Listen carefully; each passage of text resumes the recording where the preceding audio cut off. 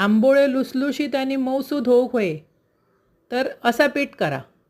2 वाटी तांदूळ आणि 2 वाटी उडदाची डाळ समप्रमाणात घ्यायचं आणि थोडी मेथी घालायची आणि बारीक वाटून ठेवायचा. सगळा एकत्र भिजत घातलास तरी चालता, वेगवेगळा घातलास तरी चालता. वाटून झाल्यावर त्याच्यात चवीपुरता मीठ आणि 1 मोठा चमचो तेल घालून ठेवायचा. म्हणजे ना पीठ गरगरीत येता बरा आणि आंबोळे एकदम मऊ राहतं तेल घातल्यामुळे.